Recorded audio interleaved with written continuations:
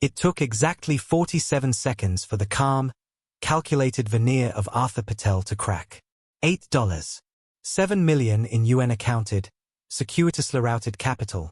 Money meant to buy influence, now buying ruin. The Senate hearing room, typically a theater of choreographed denials, was about to become a chamber of self-incrimination, broadcast live, with a former Attorney General's reputation hanging in the sterile, fluorescent air. The room was the Hart Senate Office Building, Room 216, known informally as the Oversight Chamber. It was a space designed for intimidation and exposure, where every shadow held political weight. The long, mahogany dais curved like a dark crescent, occupied by 7 members of the Senate Finance Committee, their faces illuminated by the merciless white glare of C-SPAN's fixed lights. The air conditioning hummed a low, constant note, a counterpoint to the distant, rhythmic clicks of digital cameras and the low rustle of briefing papers. Below the dais, at a narrow, isolated table, sat Arthur Patel, CEO of the private equity firm Vanguard Holdings and brother-in-law to the politically powerful Bondi Patel family. Patel was a man built for quiet corners and closed-door meetings. Today, he was trapped in a glass cage of public scrutiny. He wore a muted charcoal suit, perfectly tailored, but the fabric seemed to hold the tension in his shoulders. Beside him, his lead counsel, a sharp, unsmiling woman named Clara Vance, meticulously organized a stack of legal files bound with heavy blue rubber bands. The witness table felt like a small island in a vast ocean of polished marble and unforgiving institutional architecture.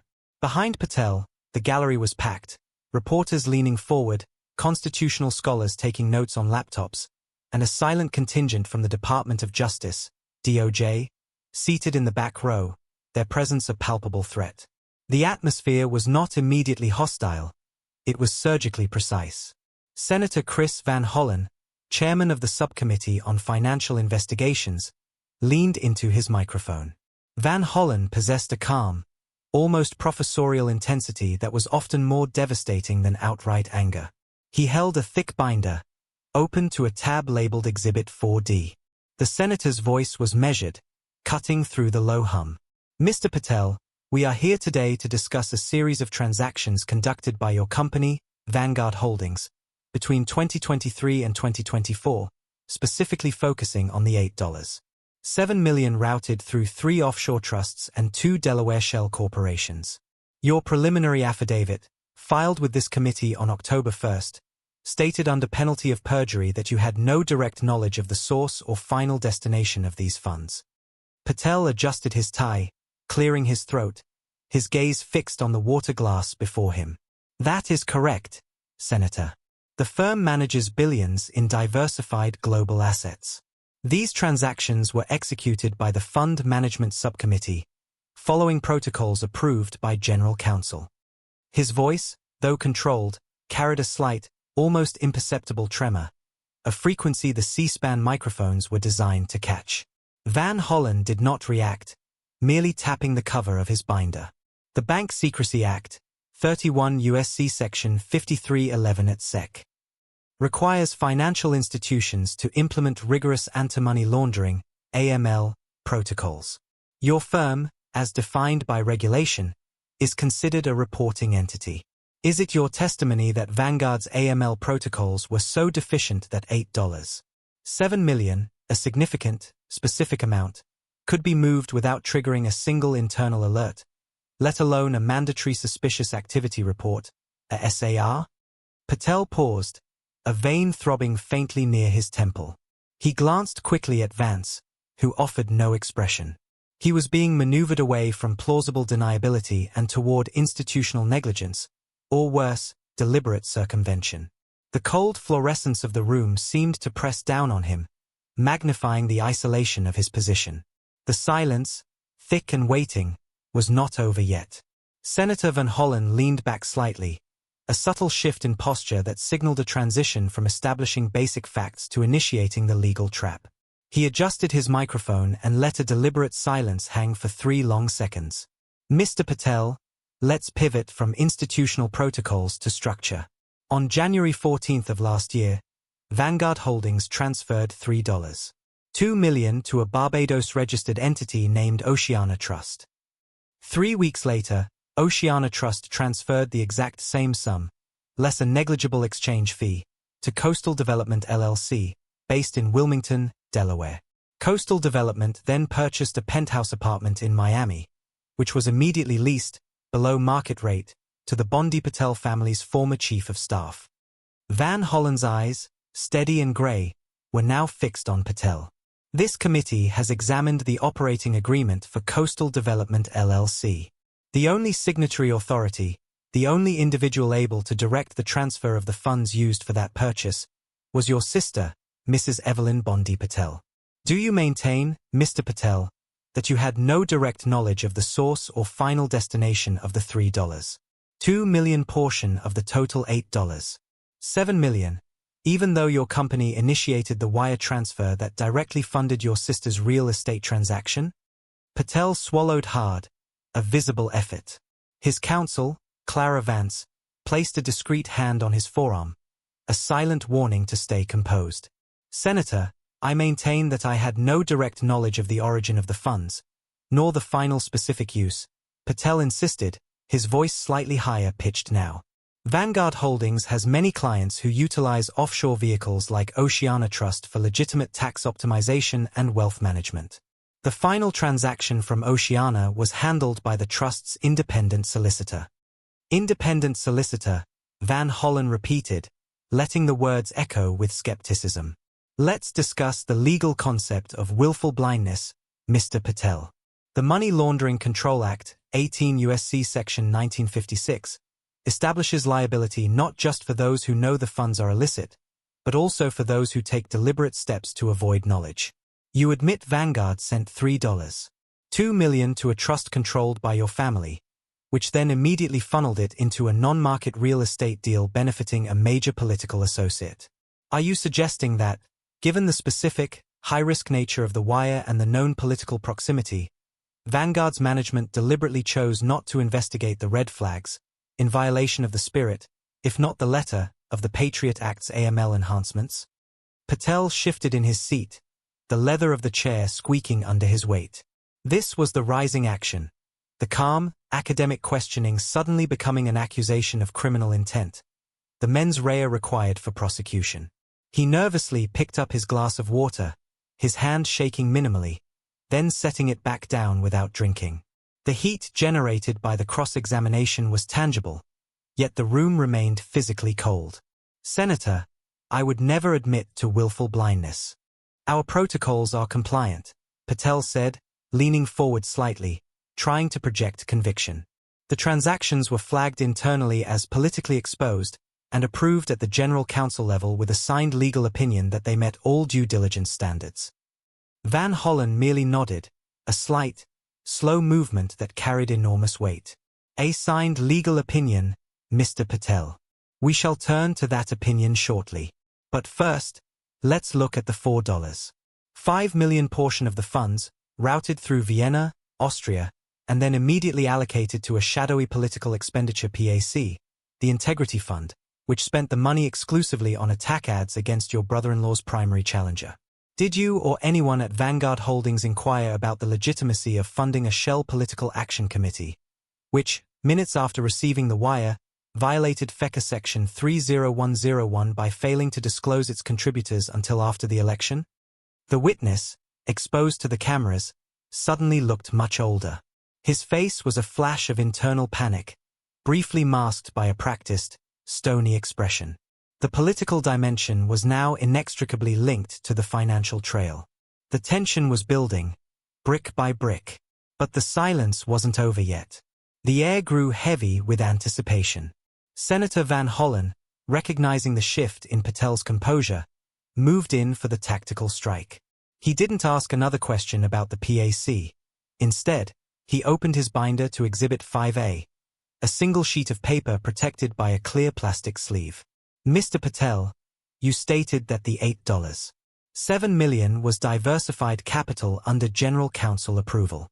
This committee, however, received a privileged, partially redacted memo originating from the Office of Management and Budget, OMB, dated 1 week prior to the first Vanguard transfer to Oceana Trust. He paused, adjusting his glasses.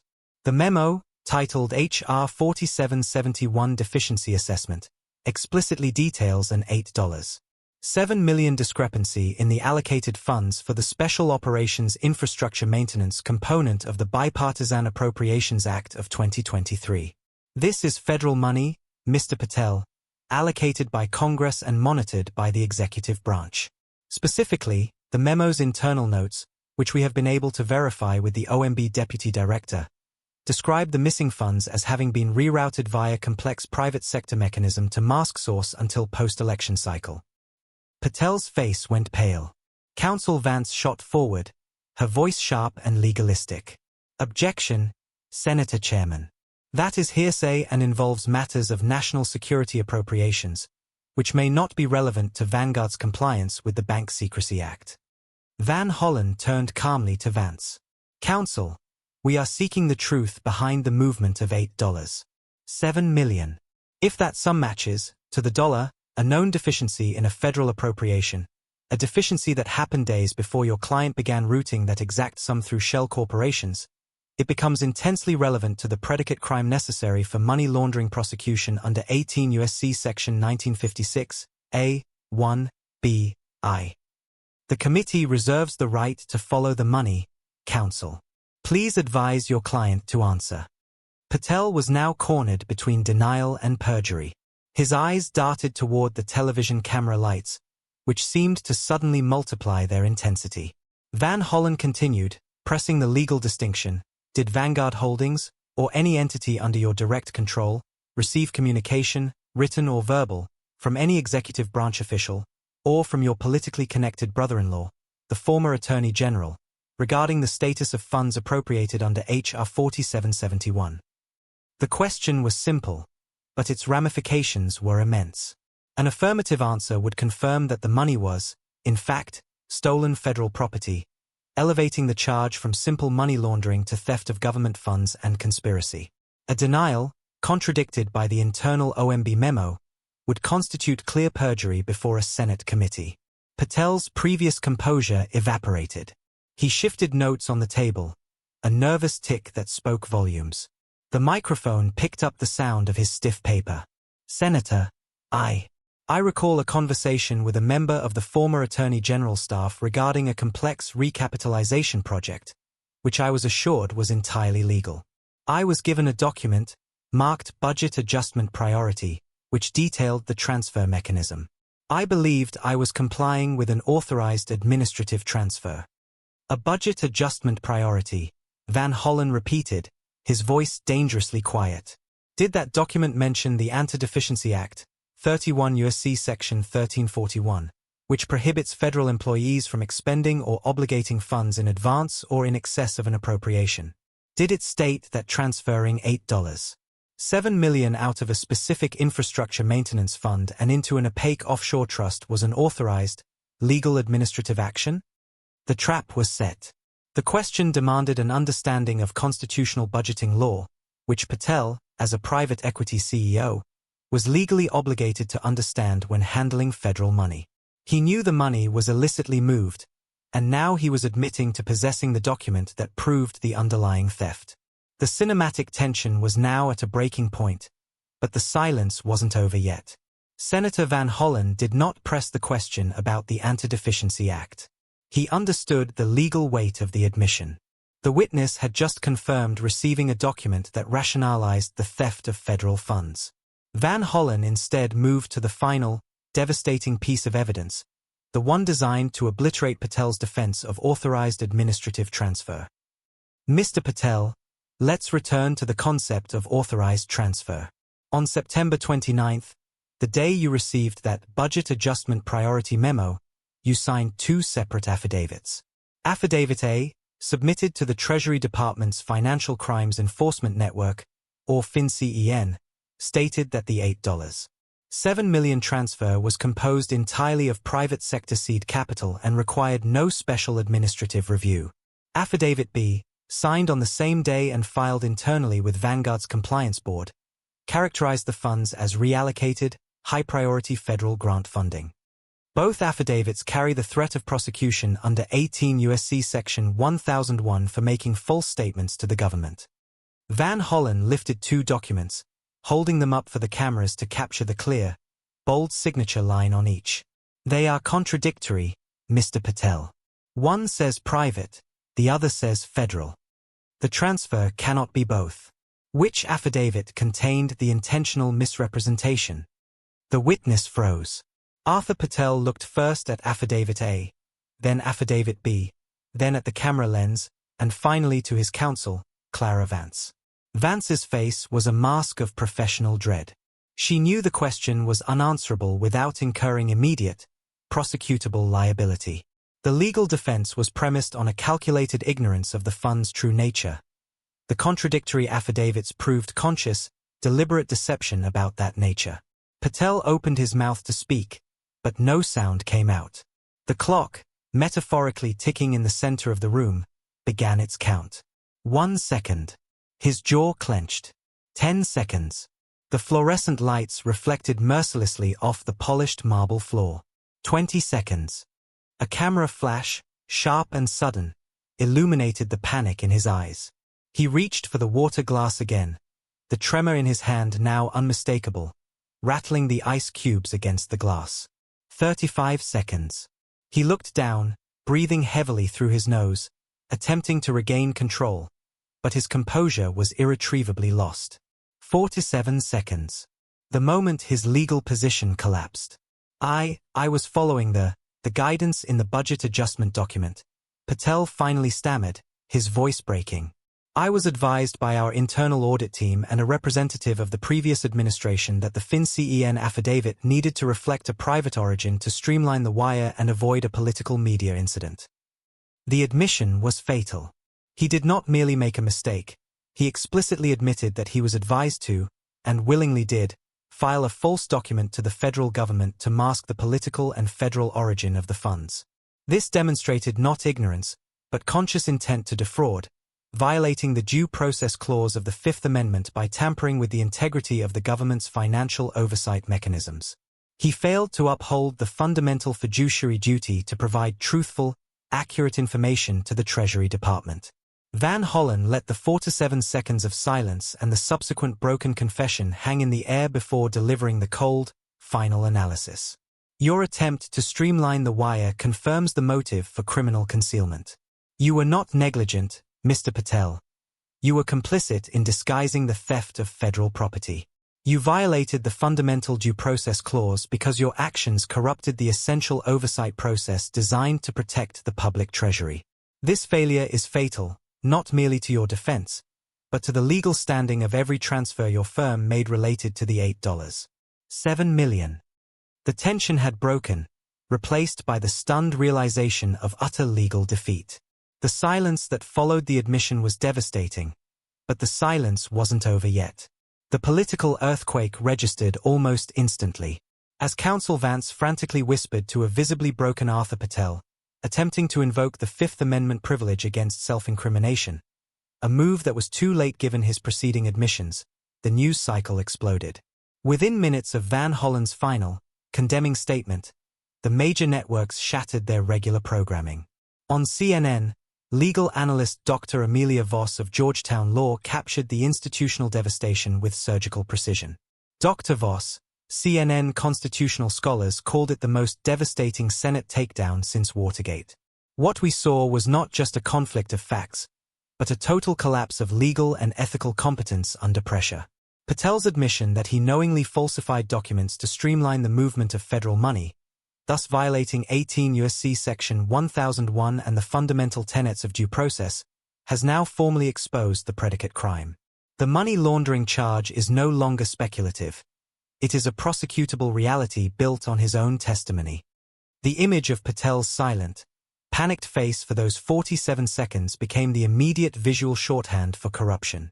Fox News's lead commentator, while attempting to pivot toward a narrative of political overreach, could not ignore the raw evidence. Fox News commentator, for 47 seconds, America watched competence collapse. It wasn't the senator who defeated him. It was the failure to reconcile two contradictory statements. You don't get to tell the Treasury Department one thing and your internal board the opposite when the funds are tied to a federal appropriation deficiency. The damage to the Bondi Patel family's credibility is permanent, and the former Attorney General is now directly implicated by the budget adjustment priority document Patel admitted to receiving. The institutional consequences were immediate and severe. The DOJ Public Integrity Section issued a concise press release just hours after the hearing concluded, confirming that it was opening a full criminal investigation into Vanguard Holdings and its principals, citing evidence of potential violations of the Bank Secrecy Act and the Anti-Deficiency Act. The House Oversight Committee, in a rare moment of bipartisan agreement, announced immediate emergency hearings to scrutinize the OMB's internal memo handling, signaling an institutional crisis over the oversight of congressionally appropriated funds. The political environment became instantly toxic for anyone associated with the family. Campaign donations dried up within the hour. The Miami penthouse property, purchased with the laundered funds, was immediately frozen by a court order citing the newly established criminal connection. The $8.7 million, initially a phantom figure, was now a material anchor dragging down an entire political dynasty. The public reaction, amplified across all platforms, was a mixture of outrage and exhaustion. The narrative shifted from alleged corruption to proven intent to conceal. The cinematic element was the raw human failure, the moment of physical and mental surrender under the crushing weight of legal fact. Patel, driven away from the Senate building through a gauntlet of reporters, offered only a strained silence, shielded by his now desperate legal team. The political capital of the entire network was spent. The fallout was just beginning, but the silence wasn't over yet. The week following the hearing, the marble hallways of the Hart Senate office building felt different, heavier, quieter, as if the political atmosphere itself had been detoxified by exposure. Arthur Patel's confession had not just ended his career. It had placed a clear, legal boundary around the previously blurred ethical lines of political finance. The narrative shifted from a complex, almost abstract discussion of offshore trusts to a simple truth: the misappropriation of specific, congressionally allocated federal funds. The resulting legal and institutional cleanup was methodical and unforgiving. The $8.7 million was confirmed as the precise amount diverted from the H.R. 4771 infrastructure budget, validating the internal OMB memo. The DOJ focused its indictment on conspiracy to defraud the United States, 18 U.S.C. Section 371, and multiple counts of false statements to a federal agency. The case was less about proving the existence of the money laundering and more about establishing the deliberate, conscious evasion of the Anti-Deficiency Act, making the underlying crime irrefutable. The moral weight of the failure fell not just on Patel, but on the system that allowed the interlocking directorates between private equity, offshore trusts, and political campaigning to operate with such impunity. The core failure was a fundamental disrespect for the legal structures designed to ensure public trust. Specifically, the Due Process Clause was invoked because Patel's actions subverted the legal mechanism, FinCEN reporting, meant to provide transparency and accountability to the American people. When the government's own monitoring tools are intentionally fed contradictory lies, the rule of law itself is wounded. The immediate consequences were institutional reforms. The Senate Finance Committee, spurred by the clarity of the evidence, drafted new bipartisan legislation tightening the disclosure requirements for all private entities receiving or handling funds linked, even remotely, to federal appropriations.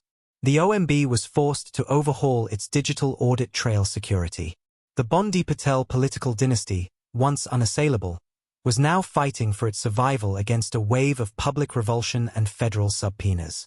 The tragedy of Arthur Patel's fate was the silence that followed his moment of forced truth. He was not a hardened criminal. He was an operator who believed his connections and complexity could outrun the law.